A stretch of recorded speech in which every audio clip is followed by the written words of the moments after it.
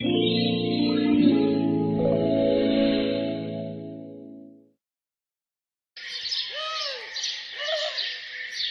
के अचानक एक एक्सीडेंट में गुजर जाने के बाद अंजू 5 महीने के गर्भ से थी। सुनील को गए हुए 4 महीने हो गए थे। अंजू की शादी के बाद उसके पिता ने आशा नाम की औरत से शादी कर ली थी, पर आशा बहुत ही चालाक और धूर्त निकली। अंजू के पिता की बीमारी के बारे में उसने अंजू को कुछ नहीं बताया और फिर एक दिन अंजू को एक बुरी खबर मिली। क्या हुआ बहू, तुम रो क्यों रही हो? माँ जी, पापा मुझे छोड़कर चले गए। अभी मुनीम जी का फोन आया। पता नहीं अचानक पापा को क्या हुआ। मुझे फोन पर तो बोल रहे थे कि मैं मिलने आ जाऊँ, कोई जरूरी बात करनी है। सोच भी रही थी कि आज चली जाऊंगी, पर अचानक उन्हें क्या हो गया मैं कुछ नहीं समझ पा रही हूँ। पापा बिल्कुल ठीक थे माँ जी। बहू, मैं समझ सकती हूँ पिता के जाने का गम क्या होता है। चलो, हमें तुम्हारे घर चलना चाहिए। अंजू अपनी सास के साथ अपने पापा के घर पहुंचती है। अंजू की सौतेली माँ अपने भाई भाभी के साथ वहीं बैठी हुई थी। माँ, पापा को अचानक क्या हुआ? वो तो बिल्कुल ठीक थे। पता नहीं, सोते समय रात को अचानक बोले कि सीने में दर्द हो रहा है। मैंने डॉक्टर को फोन किया। जब डॉक्टर आया तो उसने देखा तब तक तुम्हारे पापा इस दुनिया से जा चुके थे। डॉक्टर कह रहे हैं कि इन्हें हार्ट अटैक आया था। हमारा तो सब कुछ चला गया, कुछ भी नहीं बचा। मैं तो इस दुनिया में बिल्कुल अकेली हो गई। मेरा तो उनके सिवा कोई नहीं था। चुप हो जा बहन, हम तेरे साथ हैं। हम जीजा जी की कमी तो पूरी नहीं कर सकते, पर तेरा साथ जरूर निभा सकते हैं। दीदी, आप चिंता मत करो। अब हम कुछ दिन आपके साथ ही रहेंगे। आपको अकेला महसूस नहीं होने देंगे। इतनी बड़ी हवेली में हम आपको अकेला नहीं छोड़ सकते। पिता के दाह संस्कार के बाद अंजू अपनी सास के साथ वापस घर आ गई, पर अब पिता के जाने के बाद अंजू बहुत दुख में थी। उसे अपने पिता की बहुत याद आती थी। अंजू बहू, इस हालत में तुम्हारा चिंता में रहना बिल्कुल ठीक नहीं। कुछ महीने पहले सुनील हमें छोड़कर चला गया और अब तुम्हारे पिताजी भी। मैं समझ सकती हूँ कि तुम्हारे ऊपर दुखों का पहाड़ टूटा है, पर बहू, हमें खुद को संभालना होगा। तुम्हारे आने वाले बच्चे के लिए तुम्हें अपना ख्याल रखना होगा बहू। अंजू ने एक बार फिर अपने आप को संभाला और 1-2 बार अंजू अपने पिता के घर गई, पर उसे हवेली पर हमेशा ताला ही दिखाई दिया। अंजू वापस जाने लगी तो मुनीम जी मिल गए। मुनीम जी, मैं काफी दिनों से देख रही हूँ हवेली पर ताला लगा हुआ है। माँ कहीं गई है क्या? अंजू बिटिया, आशा तुम्हारी माँ भले ही है, पर वो सही औरत नहीं है। तुम्हारे पिता को मारने में आशा का ही हाथ है। मैं कब से तुमसे बात करने की कोशिश कर रहा था, पर डरता था कि कहीं आशा को पता न चल जाए। वो सब कुछ बेचकर देश छोड़कर जाने वाली है। उसे पता चल गया कि तुम्हारे पिताजी ने अपनी सारी वसीयत तुम्हारी शादी से पहले ही तुम्हारे होने वाले पति के नाम कर दी थी। उन्होंने वसीयत में लिखा था कि जो भी तुम्हारा पति होगा वही उनकी जायदाद का मालिक बनेगा। अब आशा जानती है कि सुनील इस दुनिया में नहीं है, इसीलिए अब उस जायदाद पर तुम्हारा कोई हक नहीं रह गया। तुम्हारे पिताजी आखिरी समय में वसीयत बदलना चाहते थे, पर आशा ने उन्हें गलत दवाइयां देकर जानबूझकर मौत के घाट उतार दिया। बेटी, अब तुम्हारे पिताजी की सारी मेहनत की पूंजी आशा और उसके भाई भाभी हड़प लेंगे। हम कुछ नहीं कर सकते। तुम्हारे पिताजी चाहते थे कि उनके जाने के बाद तुम्हें किसी बात की कोई कमी न रहे। वो जानते थे कि सुनील बेटे के जाने के बाद तुम बहुत परेशानी में आ गई हो। वो चाहते थे तुम्हारे आने वाले बच्चे को किसी प्रकार की कोई परेशानी ना हो, इसीलिए वो सारी जायदाद तुम्हारे बच्चे के नाम करना चाहते थे, पर आशा ने वसीयत नहीं बदलने दी। बेटी, मेरे पिताजी को मेरी सौतेली माँ ने मार दिया। पिताजी, आपने कितने दुख सहे होंगे। हे भगवान, अब मैं क्या करूं? अपनी सौतेली माँ को सजा कैसे दिलवाऊं? अंजू घर आ जाती है और सारी बात अपनी सास को बताती है। काफी सोचने के बाद अंजू की सास उससे बोली, अंजू बहू, तुम दूसरी शादी नहीं करना चाहती तो फिर कैसे संभव होगा बहू ये जायदाद तुम्हारे पति को मिले? नहीं माँ जी, मैं सुनील से बहुत प्यार करती हूँ। मैं किसी और से शादी नहीं कर सकती, पर मैं ये भी नहीं चाहती कि पिताजी के कातिल को उनकी जायदाद मिले। हमें कोई और रास्ता निकालना होगा माँ जी। काफी देर सोच विचार के बाद अंजू के पास एक आइडिया आता है। माँ जी, मेरे पास एक रास्ता है जिससे हम सब कुछ ठीक कर सकते हैं और पिताजी की आत्मा को भी शांति मिल जाएगी। क्या तरीका बहू, बताओ, हम क्या कर सकते हैं? माँ जी, आपको मुझसे शादी करनी होगी। क्या? ये तुम क्या कह रही हो बहू? कुछ सोच समझ कर तो बोलो। माँ जी, हम शादी सच में नहीं करेंगे, हम शादी का नाटक करेंगे। बस हमारे पास यही रास्ता रह गया है माँ जी। हमें ये करना होगा। अंजू की बात उसकी सास को कुछ कुछ समझ आ रही थी और फिर उन्होंने शादी का नाटक किया और मोहल्ले में खबर फैला दी कि सास ने बहू से शादी कर ली है। मोहल्ले वाले ये खबर सुनकर हैरान रह गए। नाटक को थोड़ा और बनावटी रूप देने के लिए अंजू ने अपनी सास को पैंट कमीज पहनने के लिए मना ही लिया। अंजू की सास ने पैंट कमीज पहन ली। अब अंजू का अगला कदम था अपने पिता की हवेली में जाकर जायदाद को हासिल करना।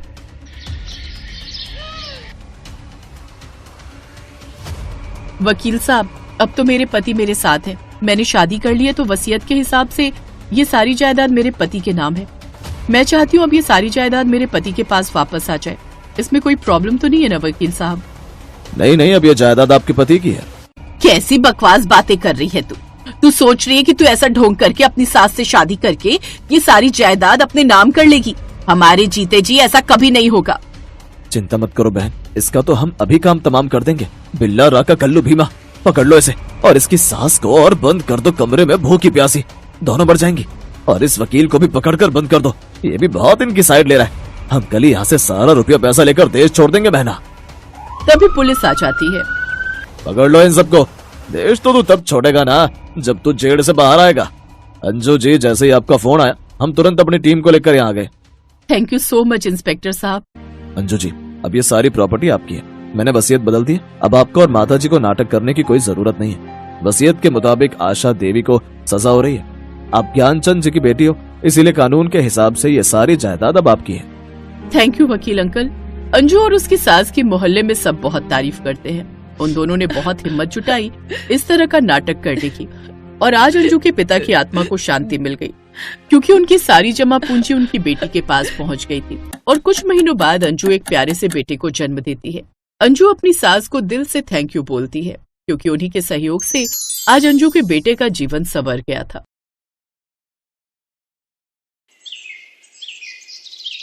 काले रंग की वजह से सुप्रिया को शादी के बाद अपने ससुराल में हमेशा ताने सहने पड़ते थे। नौबत यहाँ तक आ गई कि आज उसे अपनी सौतन का गृह प्रवेश करना पड़ रहा था। अरे कहाँ रह गई? आरती की थाली लाने में इतनी देर? कब से रवि और तारा दरवाजे पर खड़े हैं। लाई माँ जी वो दिया। फालतू की बातें छोड़ और बहू का गृह प्रवेश करवा। माँ तुम भी क्या हो, इसके हाथों से गृह प्रवेश करवा रही हो? इसकी शक्ल देखकर वैसे ही मूड खराब हो जाता है। अरे मैं इसीलिए ऐसा करवा रही हूँ कि इसे भी तो पता चले कि सौतन का गृह प्रवेश करवाने में कैसा लगता है। जब ये खुद ही तलाक नहीं लेना चाहती थी, इसे इसी घर में रहना है, घर के कोने में पड़ी रहूंगी यही बोलती है। और फिर घर के कामों के लिए नौकरानी भी तो चाहिए थी। अगर ये चली गई तो घर के काम कौन करेगा? हाँ। सुप्रिया, तारा और रवि की आरती उतारती है और तारा का गृह प्रवेश होता है। सुप्रिया के साथ पूरे घर में नौकरानी की तरह व्यवहार किया जाता था, पर सुप्रिया की मजबूरी थी कि वो चुपचाप सारे अत्याचार सह रही थी। माँ जी, मैं और रवि आज शाम को मूवी देखने जा रहे हैं, पर मुझे अपने कपड़े धोने थे, कई दिनों के इकट्ठे हो गए। अरे बहू, कैसी बातें कर रही हो? तुम आराम से पिक्चर देखने जाओ, कपड़े सुप्रिया धो देगी। मैं उसे अभी बुलाती हूँ। सुप्रिया, ओ सुप्रिया। जी माँ जी। इधर आ, सारे कपड़े शाम तक धोकर प्रेस करके तारा बहू के कमरे में रख देना। ये और रवि पिक्चर देखने जा रहे हैं, समझी? पीछे से तुझे तारा का सारा काम करना है। और कुछ भी है तारा बहू, वो भी बता दो, ये कर देगी। नहीं माँ जी, बस और कुछ नहीं। वैसे मैं तैयार हो रही हूँ, रवि आने वाले होंगे। मैं इनमें से क्या पहनूं माँ जी? अरे बहू, तू तो कुछ भी पहन ले, तेरे ऊपर सब अच्छा लगता है। तेरा रूप रंग इतना गोरा चिट्टा, इतना सुंदर जो है। सुप्रिया, तुम बताओ ना मैं क्या पहनूं? बहू, कैसी बातें कर रही हो? ये तुम्हें क्या बताएगी? इसका रंग तो देखो, इतना काला है। ये खुद ही कुछ पहनकर अच्छी नहीं लगती तो किसी और को क्या बताएगी? इससे पूछना बेकार है। इसकी कोई शक्ल है, न रंग रूप, न नैन नक्श। आज के बाद इससे मत पूछना बहू। अपना अपमान होता देख सुप्रिया की आंखें भर आईं। वो चुपचाप काम में लग गई। तारा के आ जाने के बाद रवि भी बहुत बदल गया। वो भी सुप्रिया का बहुत अपमान करता था। एक दिन सुप्रिया बाजार से लौटते हुए अपनी माँ के घर चली गई और वहां उसके आंसू रुकने का नाम नहीं ले रहे थे। मैंने तुझे पहले ही कहा था कि तू रवि से तलाक ले ले। तू उस घर में एक सौतन के साथ नहीं रह पाएगी बेटी। अभी भी समय है, तू उस घर को छोड़कर यहाँ रहने आ जा। माँ जी, कैसी बातें करते हो? अपने घर में बुलाकर यहाँ अपमान करवाना है क्या? कोई जरूरत नहीं है यहाँ आने की। अपने घर में ही रहो, आगे हमारे बच्चे भी बड़े हो रहे हैं, उन पर बुरा असर पड़ेगा। अब बुरा न मानो तो एक बात कहूं, तुम्हारा रंग भी तो काला है। अब कोई सुंदर गोरे रंग का आदमी एक काली लड़की के साथ भला क्या ही रहेगा। तभी तो दामाद जी दूसरी शादी करके तुमसे भी सुंदर लड़की ले आए हैं। नहीं भाभी, मैं यहाँ नहीं आ रही हूँ, मैं तो बस माँ से मिलने आई थी। माँ, मैं चलती हूँ। अपनी भाभी की बातें सुनकर सुप्रिया का मन बहुत खराब हुआ और वो रोती हुई घर वापस आ गई। कुछ दिनों बाद करवा चौथ का व्रत आना था। अब उस व्रत को तारा तो रख ही रही थी क्योंकि उसका पहला करवा चौथ था, पर सुप्रिया पिछले कुछ सालों से वो व्रत रखती आ रही थी, इसलिए वो चाहती थी कि वो इस साल भी रवि के लिए व्रत रखे। और सुप्रिया ने भी करवा चौथ का व्रत रखा, पर रवि और उसकी सास दोनों तारा को ही महत्व दे रहे थे। तारा बहू, तुम सुबह से भूखी हो, चंद्रमा निकलने ही वाला है, बस थोड़ी देर और, उसके बाद तुम रवि के हाथों से पानी पीकर अपना व्रत खोल लेना। जी माँ जी, वैसे मैंने रवि की लंबी उम्र के लिए व्रत रखा है, इसलिए मैं भूख और प्यास की परवाह नहीं कर रही हूँ। जीती रहो बहू, जीती रहो। तुम जैसी सुशील बहू ही मैं अपने रवि के लिए चाहती थी। तुम में वो सब गुण हैं जो एक अच्छी पत्नी और एक अच्छी बहू में होने चाहिए। माँ जी, मैंने सारा खाना बनाकर रख दिया है, आप कहो तो मैं थोड़ी देर मंदिर हो आऊं।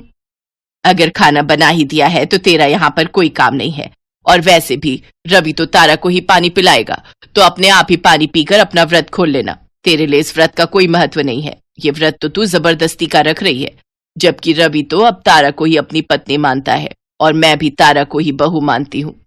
माँ जी, मैं अभी आई। सुप्रिया जैसे ही रोते हुए घर से बाहर जाने लगती है, तारा उसका रास्ता रोक लेती है। माँ जी की बात तो तुमने सुनी ली होगी, अब एक बात मेरी भी कान खोलकर सुन लो। कुछ ही दिनों में तुम्हें इस घर से ना निकाल दिया ना, तो मेरा नाम भी तारा नहीं। जाओ जहां भी जाना है। मुझे बहुत जोरों की भूख लग रही है, खाना खाने रसोई में जा रही हूँ। और हाँ, माँ जी को इस बारे में कुछ भी मत बताना, वरना मुझसे बुरा कोई नहीं होगा। सुप्रिया जानती थी कि तारा ने ये झूठा व्रत रखा है। सुप्रिया मंदिर चली जाती है। उसका मन ठीक नहीं था।